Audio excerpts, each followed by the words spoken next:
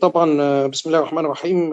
الكلام اللي بيقوله دكتور حسن ودكتور خالد تعبة دول من الأساتذة الكبار، وانتم عارفين أساميهم كويس قوي. فيعني ده كلام بس مجاملة لأخوكم يعني، وربنا يكرم بإذن الله والمحاضرة دي تفيدكم. Interpretation of mechanical ventilator waveforms is one of the most important subjects، لأن كتير قوي احنا ما بنبصش على الويف اللي موجودة على الفنتيليتور علشان نعرف المشكلة عند العيان ايه، وعشان نعرف ال changes that we might need to introduce to make the patient respiratory effort in a better way، ونحسن ال lung dynamics of this patient. فال ventilator waveforms is very important. It will help you in making decisions regarding changing the parameters of the ventilator for this patient. الويف فورمز في الفنتيليتورز بتاخد نوعين، او الجرافيكس ان فنتيليتورز بتاخد نوعين، في السكالرز واللوبس. السكالرز دي بتميجر one item against time، بمعنى يا اما بتميجر الفلو of the from the ventilator against time، او it measures the pressure against time، or it measures the volume against time. ف it's only measuring one variable against time. واحنا هنبتدي الكلام بالفلو تايم waves علشان نشوف هنقدر نستفيد منهم ازاي. الفلو as we know is the amount of air which is passing per period of time، وبنعبر عنها عادة بالليتر per minute. والفلو ويف فورم دايما بتبقى في الفيرتيكال اكسس اللي هو الفلو، وفي الهوريزونتال اكسس اللي هو التايم. الجزء اللي فوق التايم بنعتبره الانسبيريشن، واللي تحتيه بنعتبره الاكسبيريشن. يعني اي حاجه فوق التايم لاين بتعتبر انسبيريشن، واي حاجه تحتيها بتعتبر اكسبيريشن.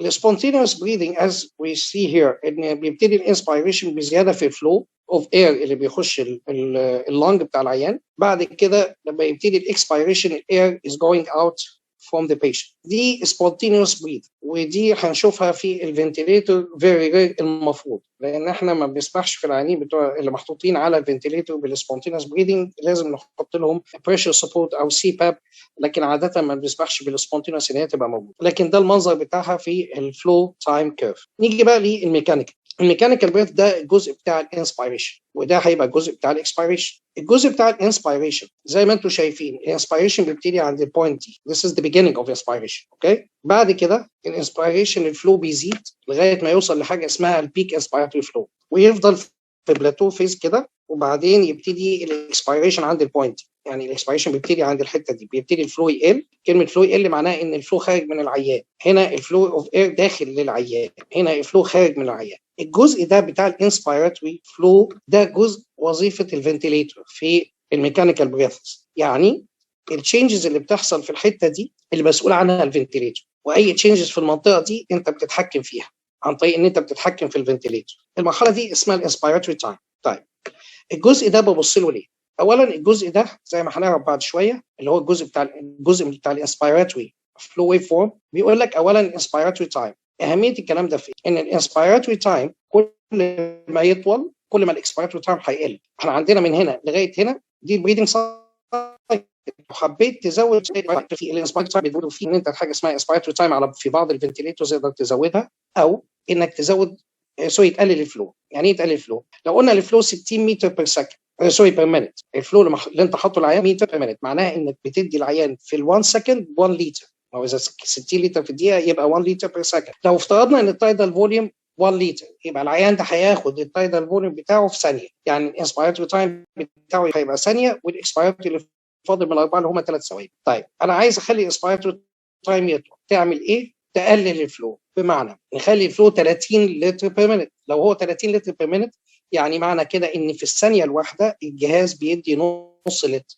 30 لتر على 60 ثانيه يعني نص. النص لتر لو هو العيان عايز تايدال فوليوم 1 لتر يبقى هياخد 2 سكندز في الانسبيراتوري تايم، ولو التوتال تايم دوت 4 سكندز هيبقى معناها الانسبيراتوري تايم 2 سكند، يبقى الاكسبيراتوري هيبقى 2 سكند. يبقى عشان تزود الانسبيراتوري تايم انت تقلل الفلو. اوكي، عايز تخلي الانسبيراتوري تايم تقلل الانسبيراتوري تايم زود الفلو. طيب انا هحتاج اغير الانسبيراتوري تايم في امتى احتاج انسبيراتوري تايم طويل؟ خد بالك انسبيراتوري تايم طويل معناه انسبيراتوري تايم قصير، وامتى احتاج انسبيراتوري تايم قليل؟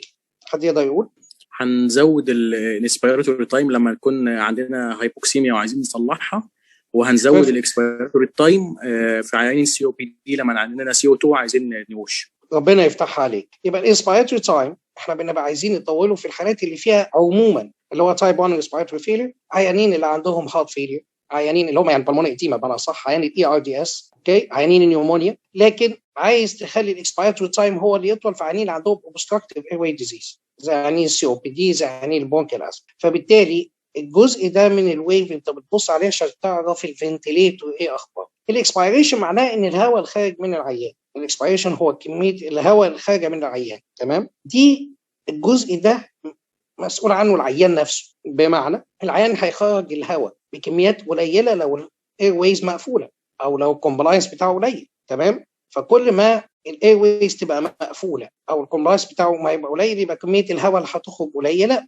والعيان هياخد وقت طويل عشان يخرج الهواء بتاعه. واكبر مثال على كده زي ما قال زميلنا عيان السي او بي دي وعيان البرونكيال ازمه. فالاكسبيراتوري تمام زي ما انتم شايفين الاسبيراتوري تايم بيساوي التايدال فوليوم على فلو ريت. الاكسبيراتوري تايم مهم بالنسبه للعيان، هتلاقي ان درجه قليله يعني البيك اكسبيراتوري فلو ريت هيبقى قليل والعيان ياخد وقت طويل عشان يخرج الهواء، يعني الاكسبيراتوري تايم هيبقى برولونج. فبالتالي زي ما بقول لكم الجزء دوت هو الجزء الخاص بالعيان مش بالفنتليتور. يبقى الجزء بتاع الانسبيريشن بتاع الفنتليتور والجزء بتاع الاكسبيريشن ده بتاع العيان نفسه، بقدر احكم منه على العيان نفسه. اوكي، البيك اكسبيراتوري فلو ريت هي ماكسيمم اماونت اوف اير العيان بيخرجها او ماكسيمم فلو اوف اير. البيك اكسبيراتوري فلو ريت في البني ادم الطبيعي من 400 ل 600 لتر بير مينت. في حاجه بقى عايزين نتكلم عنها ان في الفلو ويت، لو حطيت انسبيراتوري بوز، والانسبيراتوري بوز دي هنتكلم عنها بعد شويه، هيبان المنظر بالطريقه دي. انسبيريشن حصل وبعدين هنا الاكسبيريشن، بدايه الاكسبيريشن at the end of، يعني لو خدت بالك هنا في at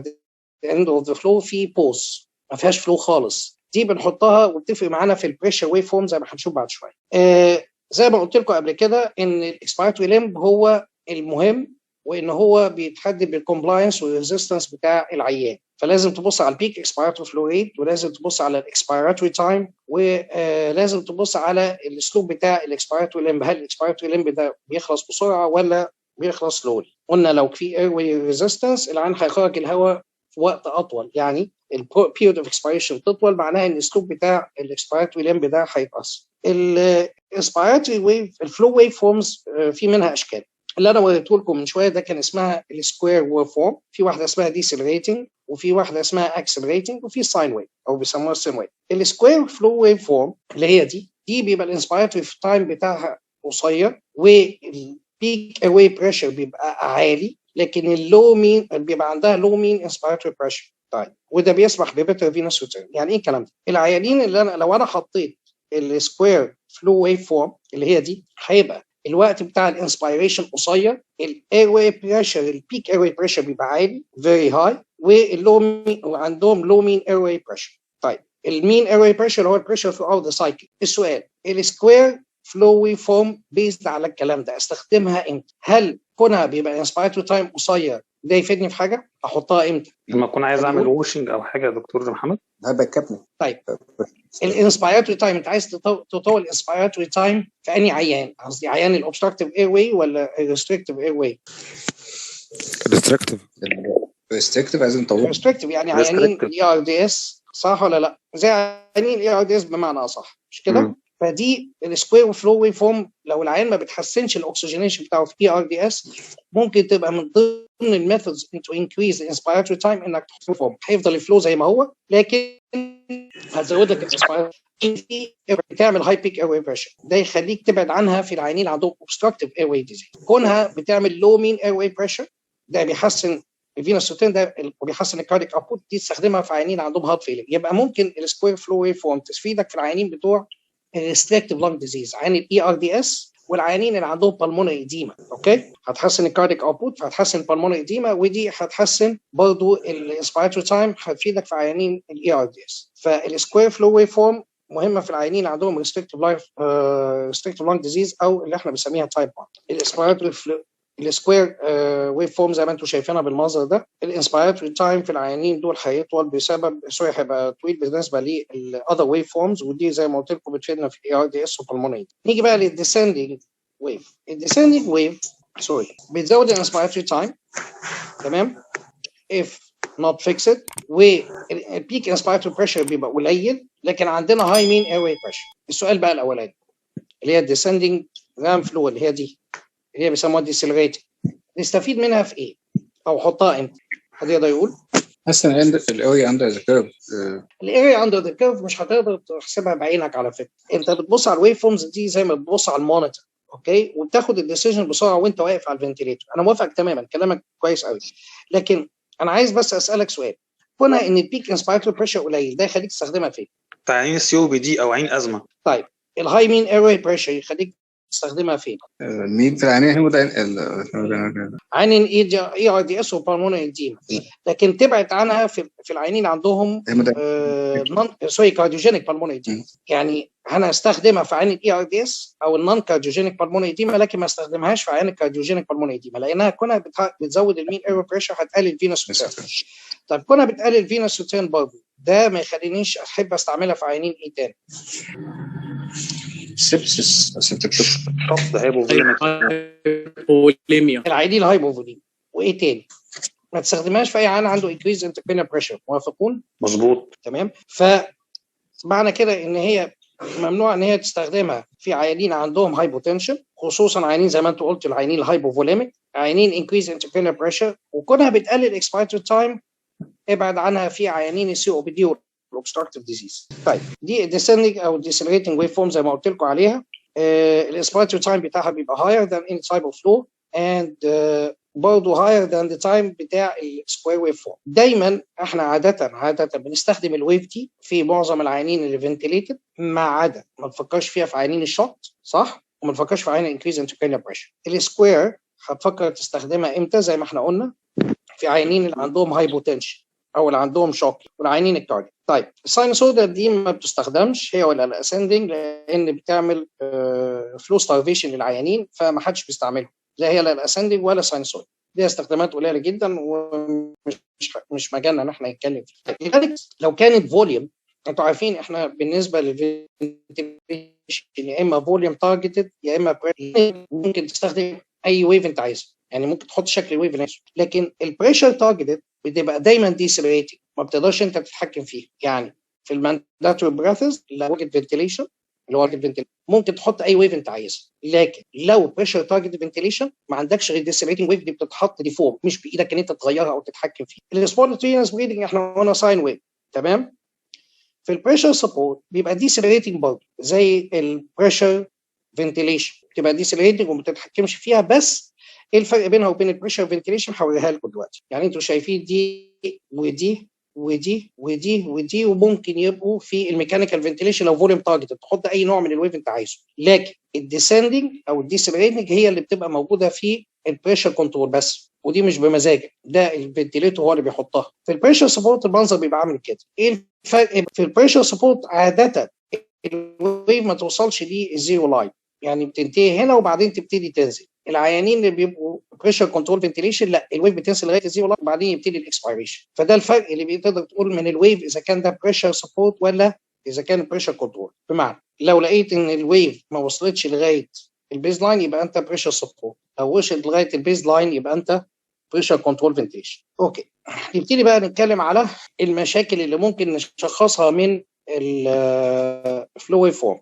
دلوقتي دي الويف فورم بتاع عيان بس فيها سبايك في الحته دي في الانسبيريشن. كلمه سبايك هنا معناها ان البريشر او الفلو زاد، هنا الفلو زاد زياده عن اللي انا المفروض حاطه للفنتيليتور. ده معناه ايه؟ يعني المفروض ان هي سكوير ويف، لكن شايفين في بروز هنا، ده معناه ان الفلو زياده عن الفنتيليتور اداه.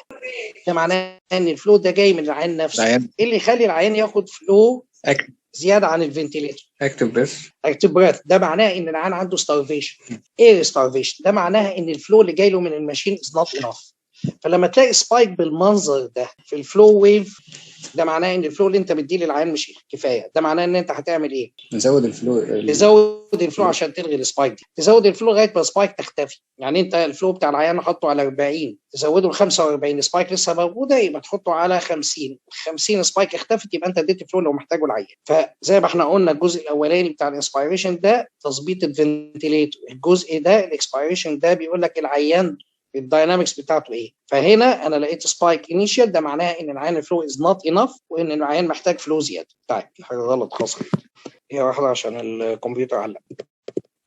اوكي سوري بقى ارجع تاني هنا. اوكي ده بيشنت ايفورت وبيقول ان احنا العيان محتاج ان ياخد فلو زياده. هنا خلينا نبص، ده الفلو المفروض ان هي تبقى سكوير وتنزل تحت. لو خدتوا بالكم في كونكافيتي هنا وفي هنا كونكافيتي وفي هنا ويف ثانيه ودي ويف ثانيه، دي اسمها الام ويف، ودي معناها ان العيان برضه في عنده starvation، يعني العيان بياخد هواء في وقت المفروض ان ما فيش فيه فلو زياده، يعني المفروض ان ده الفلو بتاع الفنتليتور يبقى سكوير. كون ان العيان هنا في المرحله دي بيبتدي اسبيراتوري ايفورت، ده معناها ان في مشكله، وشايفين السبايك اهي موجوده، ده معناها ان هو بيحاول ياخد فلو زياده. دي بيسموها المنظر الام شيب. الام شيب ده بالاضافه للمنظر ده بيقول ان فلو از نوت انف. اوكي برضه هنا during expiration عيان بيحاول ياخد برضه فلو، ده معناه ان هو النفس مش مكفي، دي مالتيبل امز بيسموها. لما تلاقي منظر زي ده العيان از initiating breaths، انا عرفت ازاي انه initiating. المفروض ان شكل الويف سكوير، المنظر ده مش سكوير خالص، في سبايك اهي انيشيال وفي سبايك ثانيه هنا وفي سبايك هنا وفي سبايك هنا، ده معناه ان العيان is trying to take more flow. This indicates air hunger، معناه ان سيادتك لازم تزود الفلو. تمام. بصوا معايا هنا في المنظر ده، الويف دي بتاعت الاكسبيريشن، واحنا قلنا مسؤول عنها الكومبلاينس ومسؤول عنها الريزيستنس. لو خدت بالك ان الويف هنا ما وصلتش للزيرو لاين، المفروض ان دي الويف النورمال، لكن دي الويف بتاع العيان دلوقتي. كون ان هي ما وصلتش الزيرو معناه ان العيان ما خرجش كل الهواء بتاعه. كون العيان ما خرجش الهواء بتاعه يعني في اير ترابينج في اللنج. كون في اير ترابينج في اللنج ده معناها ايه؟ ان العيان is creating what we call autopeep. طيب في عيان زي ده لو انا عايز الغي الاوتوبيب اعمل ايه في الفلو؟ نقلل الفلو، زود الفلو عشان يقلل الانسبيراتوري تايم. طيب سؤال معلش خلينا ناخدها كده بالمنطق، حضرتك عايز تزود الاكسبيراتوري تايم ولا عايز تقلله؟ نزوده. بيرفكت. زود. عشان تزوده يبقى لازم تعمل ايه في الانسبيراتوري تايم؟ نقلله. عشان تقلل الانسبيراتوري تايم يعني تدي العين التايدال فوليوم بسرعه، يبقى لازم تزود الفلو. نزود الفلو. لو زودت الفلو هتخلي الاكسبيراتوري تايم يطول وتخلي العيان يخلص من الهواء بتاعه والاير ترابينج ينتهي، زي الصوره اللي لسه الدكتور حسن خالد جايبها لنا اللي هي بتاعت الاوتو بيب بتاع العيان. من ضمن الطرق طبعا في ان انت العيان ده لو عنده دخل في اسيستولي او العيان ده بيبقى ريستنج بتفك الفنتليتر، لكن لو انت العيان عنده اير ترابينج وعنده اوتو بيب مأثر على الاكسجينيشن بتاعه، الحل ان انت تقلل الانسبيراتوري تايم او تزود الفلو. طيب ده عيان دي الانسبيراتوري ودي الاكسبيراتوري بتاعه، البيك اكسبيراتوري فلويد بتاعته عالي وبياخد وقت طويل. سوري البيك اكسبيراتوري فلويد قليل وبياخد يعني الويف قصيره هنا واخده وقت طويل. ده معناه ان العيان ده عنده اير واي اوبستراكشن. الاير واي اوبستراكشن ممكن تبقى مشاكل من التيوب، ممكن تبقى مشاكل من العيان نفسه. المشاكل اللي من التيوب زي ما انتم عارفين كينك في التيوب فيها سكريشنز كتير، او التيوب الدايمتر بتاعها قليل، او ان العيان عنده برونكوسبازم او عنده سكريشنز من الاير ويز. العيان ده هنشوف لو ادينا له برونكو دايليتور ايه اللي هيحصل. عندنا البيك اكسبيراتوري فلو ريت قليل والاكسبيراتوري تايم طويل، ده بيقول لي ان في اوبستراكشن، الهواء مش عارف يخرج، وعشان كده البيك اكسبيراتوري فلو ريت قليل، وعشان العين اللي خرج الهواء محتاج وقت طويل، عشان كده في عندنا الاكسبيراتوري تايم برولونج. لو ادينا العين البرونكو دايليتور شوفوا ايه اللي هيحصل. البيك اكسبيراتوري فلو ريت بقى تمام.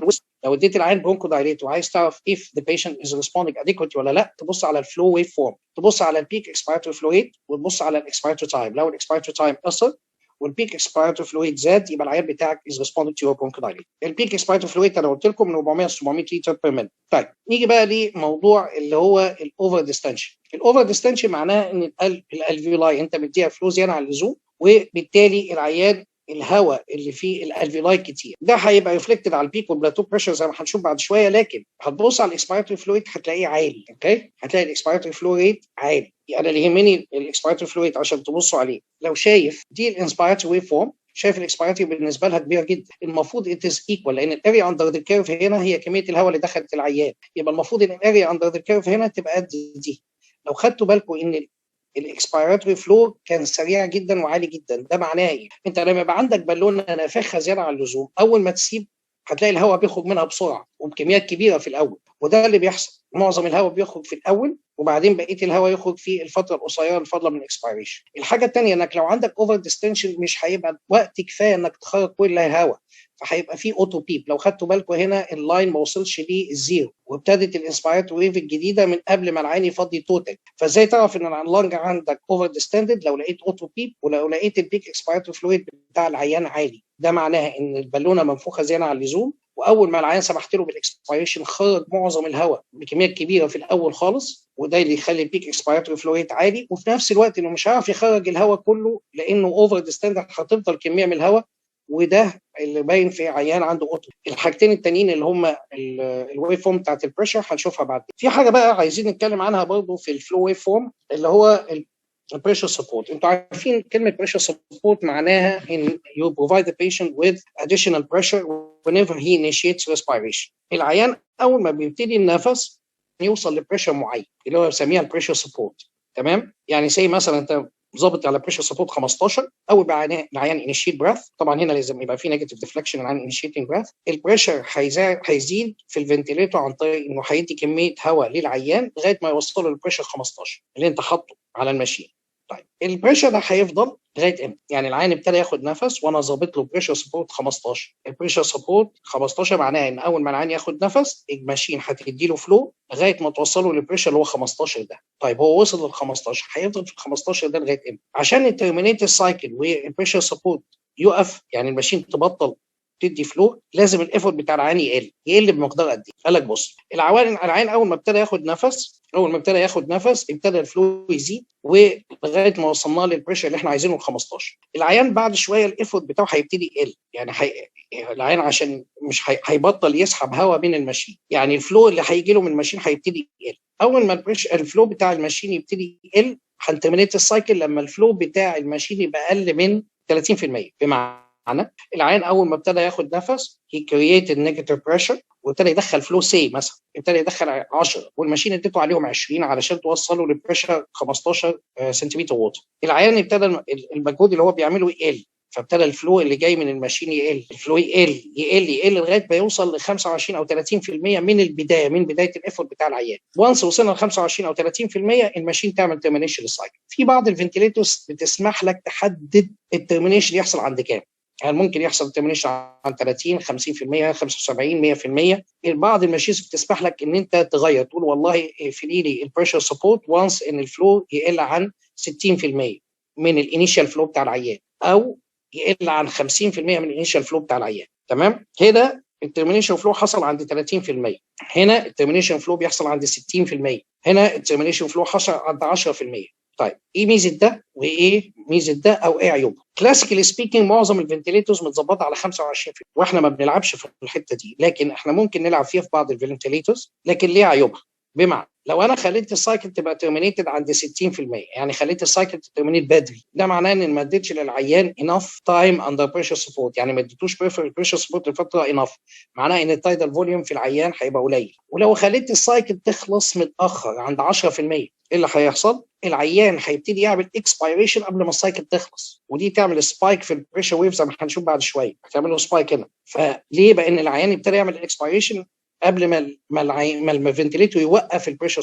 مش عايز اعقدكم في حاجه، ان انا كل ماشيين في العيانين بتوعنا كلنا متظبطه على 25% ترمينيشن، وما بنلعبش في التايم فاكتور ده، فمش هنبص عليها دلوقتي. طيب حد يقول لي العيان ده عنده ايه؟ بص على الفلو بس. تو بيب او يعني بيرفكت، ما بيحصلش ترمينيشن زي ما انتم شايفين اهي. طيب بصوا معايا هنا، بص على الفلو. حد شايف حاجه في الفلو؟ في هانجر، في فلو هانجر. الام شيب يا دكتور محمد. ربنا يفتحها عليكم. يبقى العيان ده نعمل له ايه؟ نزود الفلو. نزود الفلو، وده اللي حصل فعلا. ده عيان مشكلته انه عنده اير هانجر زي ما انتم شايفين الام شيبس، فده معناه ان العيان عنده مشكله وعنده اير هانجر. ده بالنسبه للفلو. هقول الفلو بسرعه. الفلو الجزء الاولاني اللي هو الانسبيراتوري ده بتاع الفنتيليتور، بتلعب فيه في الانسبيراتوري تايم، و بتحدد الانسبيراتوري تايم يا اما بالفلو ريت يا اما بيبقى فيه زرار اسمه انسبيراتوري تايم، وده بنقلل الانسبيراتوري تايم في حالات العيانين اللي عندهم obstructive airway disease عشان يبقى الانسبيراتوري تايم بتاعهم طويل، او بنزود الانسبيراتوري تايم في عيانين اللي عندهم اي ار دي اس او العيانين اللي عندهم بالمونري ايتيما. عرفت برضه في الاكسبيراتوري ويف فورم ان الاكسبيراتوري ويف فورم لازم توصل للزيرو، لو ما وصلتش للزيرو بيبقى معناها ان في اوتو بيب. واتكلمنا عن حاجه اسمها بيك اكسبيراتوري فلو ريت. البيك اكسبيراتوري فلو ريت لو هو قليل معناها عندنا اوبستراكشن، وفي الحاله دي هيبقى الاكسبيريشن بياخد وقت طويل، وبنقدر نحكم من الاكسبيراتوري ويف فورم على البونكو دايليتورز اللي بنديها للعيانين. واتكلمنا عن حاجه اسمها الاير هانجر اللي هي السبايكس اللي بنلاقيها اللي بيسموها الام شيب. طيب الويف الثانيه انا هتكلم عنها اللي هي الفوليوم فيرسس تايم. الفوليوم فيرسس تايم بتبقى منظرها عامل كده، ده الانسبيراتوري ليمب وده الاكسبيراتوري ليمب، وهنا هيبقى التايدال فوليوم، ده الانسبيراتوري تايدال فوليوم. الانسبيريشن دايما بيبقى الفانكشن بتاع الماشين، والاكسبيريشن بيبقى الفانكشن بتاع العيان زي ما اتفقنا، زي الفلو بالظبط. فالانسبيريشن بارت ماشين فانكشن، اكسبيريشن بارت بيبقى patient function. الجزء ده هو الانسبيراتوري تايم، وطبعا هيبقى الجزء اللي فاضل ده هو الاكسبيراتوري تايم لغايه بدايه السايكل الجديده، مش الجزء ده بس، لغايه بدايه السايكل الجديده. لو لقيت بلاتو في الفوليوم ويف فورم يبقى ده بريشر مود، يعني لو خدتوا بالكم ده هنا، سوري دي واحده، لو لقيت سبايك كده يبقى ده فوليوم مود، لو لقيت فيه فلاتنينج كده يبقى ده بريشر مود بتاع الفنتيليتور. يعني بصوا معايا هنا، ده الفوليوم تارجت صح؟ لو بصيتوا على الفوليوم بتاعي هيبقى سبايكس، لكن لو كان بريشر هتلاقوا فيه فلاتنينج، فممكن من شكل الويف اعرف المود اللي محطوط عليه العيان. لو سبايك يبقى فوليوم سايكل فنتيليشن، لو فلات يبقى ده بريشر سايكل فنتيليشن. اوكي، اعتقد دي واضح ان هي فوليوم تارجت، مش كده؟ الفوليوم تايم كيرف احنا قلنا ان الفوليوم الانسبيراتوري ليمب مسؤول عنه الماشين، والاكسبيراتوري ليمب هو المسؤول عنه العيان. فدايما بنبص لو عايز تحكم على الداينامكس بتاع العيان تبص على الاكسبيراتوري ليمب. ايه المشاكل اللي ممكن يبينها لك الفوليوم تايم كيرف؟ لو الاكسبيراتوري ليمب بتاع العيان ما وصلش للاند، ما وصلش لغايه الزيرو، ده معناه ان مش كل الهواء خارج، يا اما العيان عنده اير ليك يا عنده اوتو بيك. يعني ايه اير ليك؟ حد يعرف يعني ايه اير ليك؟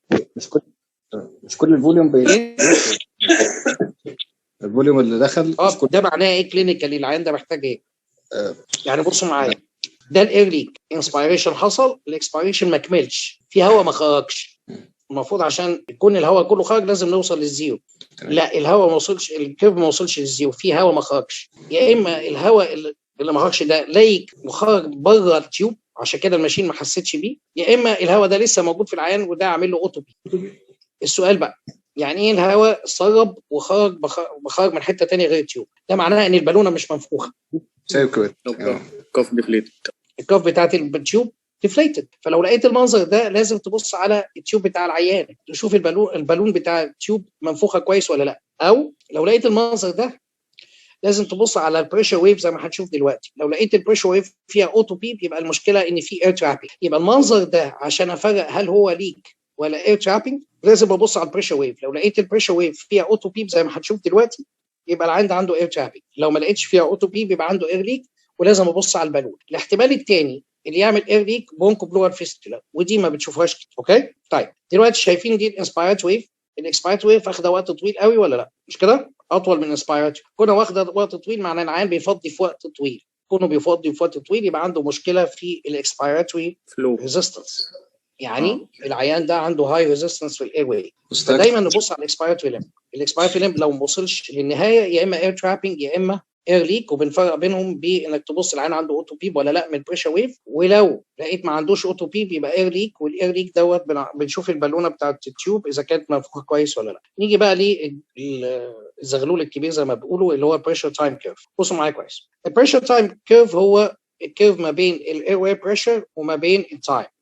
العيان بيبتدي بانه بيعمل انسبيريشن بانه يعمل نيجاتيف بريشر عشان الهواء يخش من بره لجوه، البريشر في الاتموسفير زيرو، فعشان الهواء يخش من بره لجوه لازم البريشر في الاتموسفير يبقى اعلى من الاير ويز، فلازم الاير ويز البريشر فيها يقل عن زيرو، فالعيان بيعمل نيجاتيف بريشر في الاير واي عشان يدخل الهواء. ففي الانسبيريشن بريشر بيبتدي بانه يبقى نيجاتيف عشان الهواء يخش، وبعد كده يبقى بوزيتيف ديورنج اكسبيريشن عشان الهواء يخرج، دي السبونتينوس بريث. الميكانيكال بريث اون ذا اذر هاند، لو خدتوا بالكم معايا ان الميكانيكال بريث العيان فيها دقيقه واحده بس عشان اشيل الميكانيكال بريث، الفنتيليتور بتعمل بوزيتيف بريشر علشان يدخل الهواء للعيان، وبعد كده الهواء العيان بيخرج منه during expiration، فبالتالي الويف بتاعه الميكانيكال بريث مختلفه عن السبونتينوس، يعني السبونتينوس بتبقى نيجاتيف ديفليكشن وبعدين بوزيتيف، فعيانين الميكانيكال بريث بيبقى بوزيتيف ويف دي الاسبيريشن، لان الماشين بتكريت بوزيتيف بريشر عشان تدخل هواء للعيان، وبعد كده يحصل الاكسبيريشن، ده بيب زي ما هنشوف بعد شويه. طيب مع الانسبيريشن البريشر بيعلى بيوصل اعلى بوينت اسمها البيك انسبيراتوري بريشر، تمام؟ والبيك انسبيراتوري بريشر ده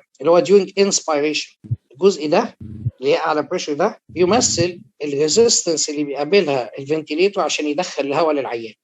الفنتيليتور ده منفاخ عايز يدخل هواء للعيان، هو بينفخ الهواء عشان يدخله جوه العيان عن طريق الاير ويز لغايه ما يوصلوا للالفيولاي.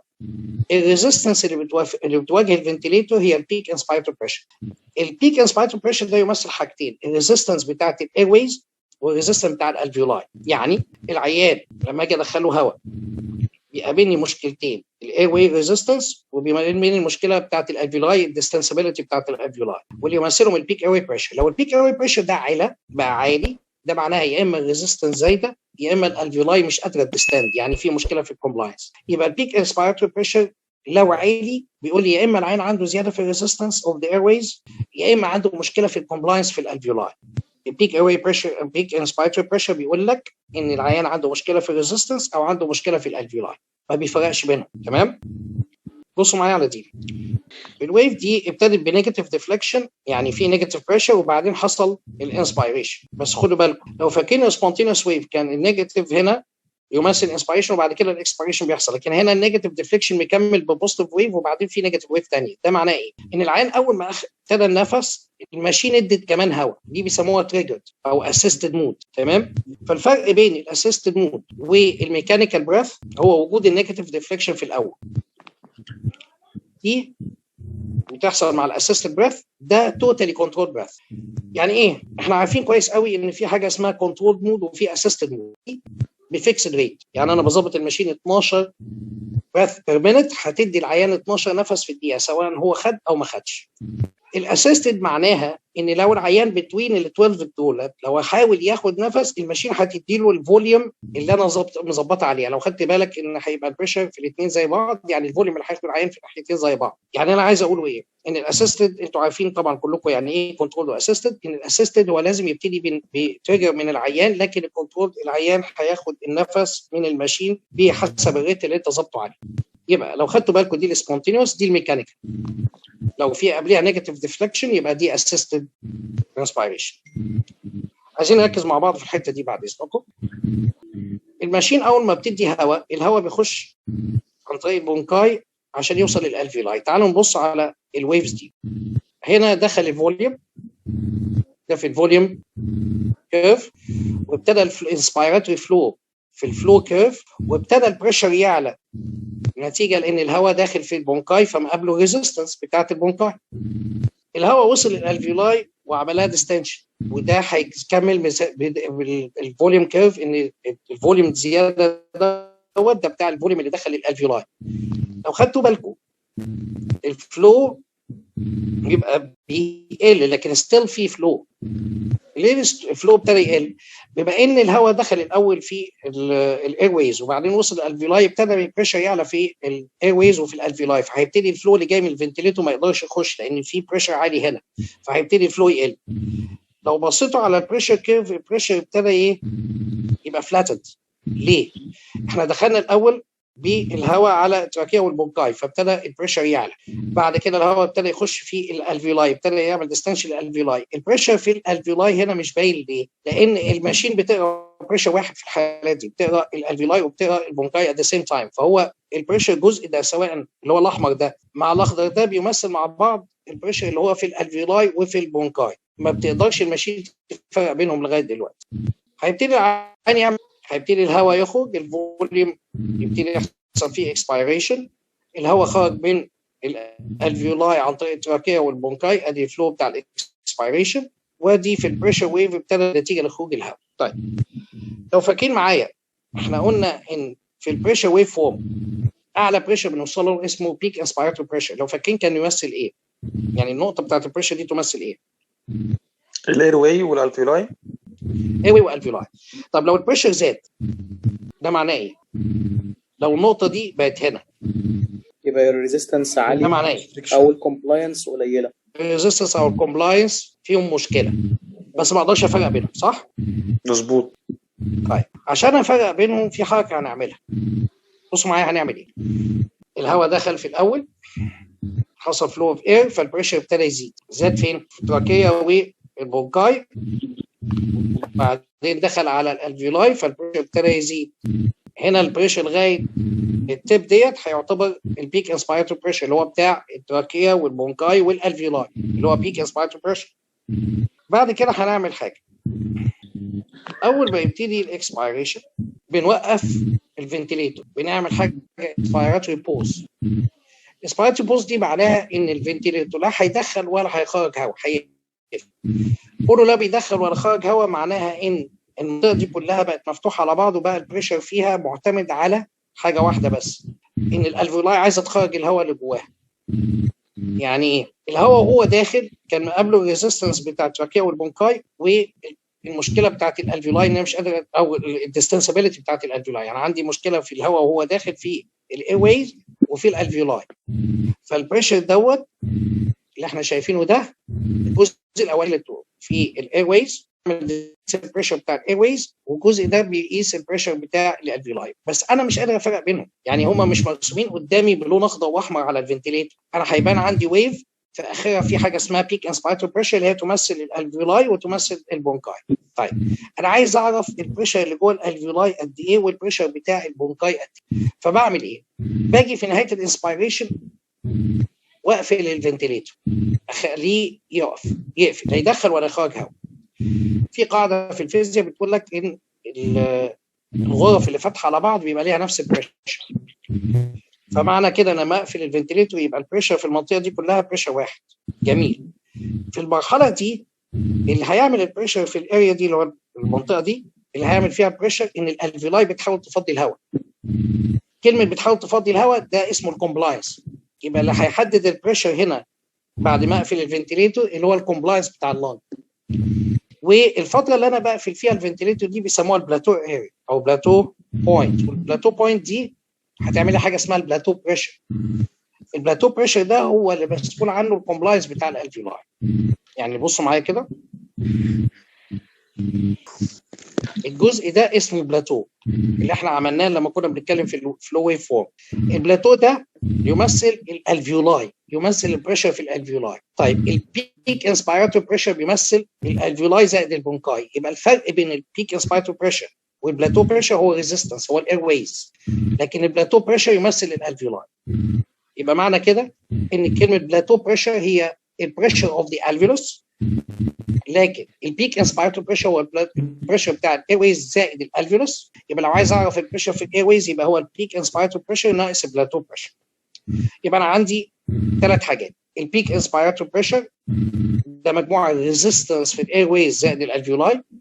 البلاتو بريشر يمثل البريشر في الالفيولاي بس. يبقى البيك انسبيراتوري بريشر ناقص البلاتو يمثل البريشر في الاير ويز. هقولها لكم بطريقه ثانيه. ادي البيك انسبيراتوري بريشر اهو، ده يمثل الفيولاي زائد بونكاي. البلاتو بريشر هنا اهو في الانسبيراتوري بوز يمثل الالفيولاي. يبقى البلاتو بريشر لو البلاتو بريشر زاد يبقى في مشكله في الالفيولاي في الكومبلاينس. لو البيك اير واي بريشر عالي ده معناها يا اما مشكله في البونكاي يا اما مشكله في الالفيولاي. الفرق بين البيك انسبيراتوري بريشر والبلاتو بريشر يمثل الاير واي ريزيستنس. تقول لي طب انا اتلخبطت انا مش فاهم. اللي فوق ده البيك انسبيراتوري بريشر، الاثنين الفيولاي وبونكاي. اللي تحت ده البلاتو الفيولاي بس، الفرق بينهم بونكاي. بمعنى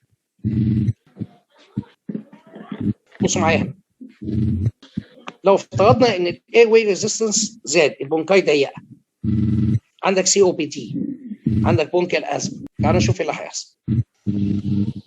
الهواء هو داخل هيقابله الاير ويز فيها ريزيستنس فالبريشر يعلى. ما دام البريشر في الاير واي عالي، شوف ايه اللي هيحصل في اللاين ده، لازم هو كمان يعلى. كونه عالي ده معناه ان البيك انسبيراتوري بريشر زاد. طيب البلاتو بريشر ما اتغيرش، يعني البريشر البيك انسبيراتوري بريشر عالي لكن البلاتو زي ما هو. احنا قلنا البيك انسبيراتوري بريشر ده علامه الفيولاي زائد بونكاي، البلاتو الفيولاي بس. لو البيك انسبيراتوري بريشر عالي والبلاتو معليش يبقى المشكله في الاير ويز. لكن لو البيك انسبيراتوري بريشر عالي والبلاتو عالي يبقى المشكله في الالفيولاي. هوريها لكم طريقه اسهل بكتير.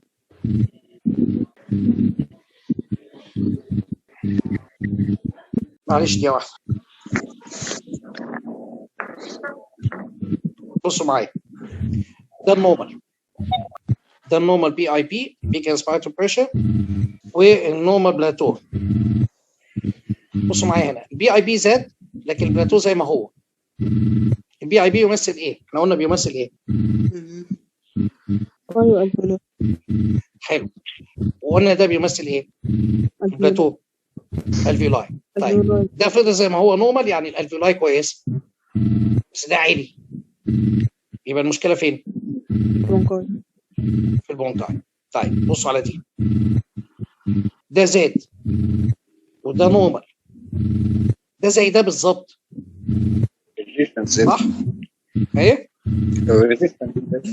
الاثنين زي ما هما، الاثنين في زياده في الريزستنس في الاير واي، بس ده زياده في الفلو. عرفتها منين؟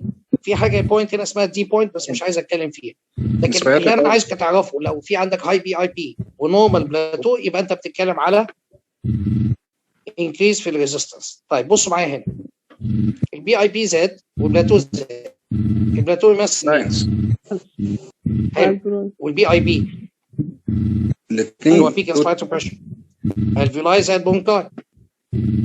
بما ان البلاتو عالي، يبقى المشكله فين؟ في الالفيولاي. يبقى الملخص في الكلام، لو لقيت البيك انسبايرتو بريشر عالي، بص على البلاتو. لو البلاتو عالي هو كمان، يبقى انت مشكلتك الفيولاي، في مشكله في البولمايز، يعني عندك اي ار دي اس، عندك بالمونري ايديما، عندك نيوموثوركس، عندك بلوال فيوجن، اي حاجه تاثر على البولمايز. لكن لو لقيت عندك البي اي بي عالي لكن البلاتو نورمال، يبقى عندك اي واي ريزيست، يعني في مشكله في البونكال ازمه، في سي او بي دي، في سكريشنز بدايه البونكاي. تمام؟ طيب في حاجه ثانيه موجوده في بعض الفنتيليتورز، اللي هو الرايزنج تايم. ايه هو الرايزنج تايم؟ اللي هو التايم اللي بيحتاجه الفنتيليتور لغايه ما يوصل للبريشر اللي انت عايزه. time required by the ventilator to achieve the preset pressure في العينين اللي هم pressure control ventilation. يعني مثلا انت بتحط pressure control 30، بتقول للفنتيليتور والله عايزك توصل لل 30 دي في خلال 30 ملي سكند، 40 ملي سكند، 50 ملي سكند. تمام؟ لو خليت الرايزنج تايم يبقى قصير، يعني العيان يوصل للبريشر، الفنتيليتور يوصل للبريشر اللي انا عايزه بسرعه، يعني العيان يوصلني للبريشر اللي انا عايزه بسرعه. ده معناه ان الاسبايرتور تايم هيبقى قصير ولا طويل؟ قصير. العيان سوري للماشين، انا عايز العيان ده اديله في الكنتروليشن، عايز اديله 30 سنتيمتر ووتر. اول ما ياخد نفس اديله 30 سنتيمتر ووتر، او من غير ما ياخد نفس اديله 30 سنتيمتر ووتر 12 مره في الدقيقه. علشان يوصل لل 30 دي، الماشين ممكن تاخد ثانيه، او ممكن تاخد نص ثانيه، او ممكن تاخد ربع ثانيه. كل ما الماشين تاخد وقت قليل، ده معناه ان هوصل للبريشر بسرعه، ومعناها ان الانسبيراتوري تايم بتاع العيان هيبقى قصير. كل ما اقول للماشين لا خدي وقتك عشان توصلي للبريشر، معناها ان الانسبيراتوري تايم بيطول. فدي طريقه ممكن تزود بيها وتقلل بيها الانسبيراتوري تايم. طيب ايه اهميه الكلام ده؟ العيانين اللي بيبقى فيه انسبيراتوري تايم قصير، معناها ان الانسبيراتوري تايم بيبقى برولونج. انا ببقى عايز الاكسبيراتوري تايم بيبقى برولونج في عيانين السي او بي دي، عشان اخليه يفضي الهواء احسن.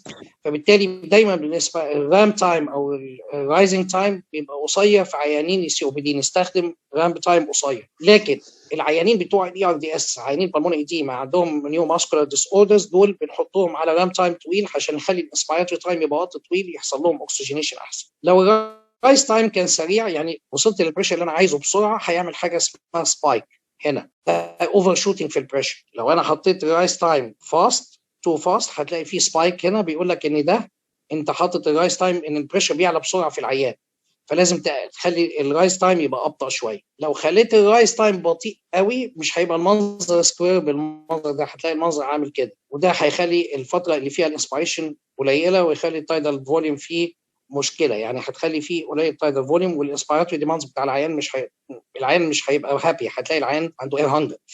الغرض من الرايز تايم انك تخلي البريشر ويف شكلها سكوير بالمنظر ده، بتخليها سكوير، مفيش سبايك هنا، وما يبقاش منظرها عامل بالمنظر ده. يعني الرايز تايم انت بتلعب فيه بحيث انك تخليه بيرفكت سكوير، مفيش سبايك وما يبقاش فيه رامب بالمنظر ده. طيب في حاجه تانية عايز اوريها لكم، معلش انا بضغط على شويه سلايدز كتير لان الموضوع كبير شويه. طبعا هعيد الكلام بسرعه. هنا البيك دوت يمثل الالفيولاي زائد البونكاي، البلاتو يمثل الالفيولاي بس، الفرق بينهم هو يمثل اير واي ريزيستنس. البيك اير واي بريشر دايما بتحافظ عليه اقل من 40، البلاتو بتحافظ عليه اقل من 30، والفرق بينهم اللي هو 10 يمثل الاير واي ريزيستنس. يبقى دي النورمال فاليوز اللي انت بتبقى بتدور عليها. المنظر ده بتاع ايه؟ حد يبص معايا كده.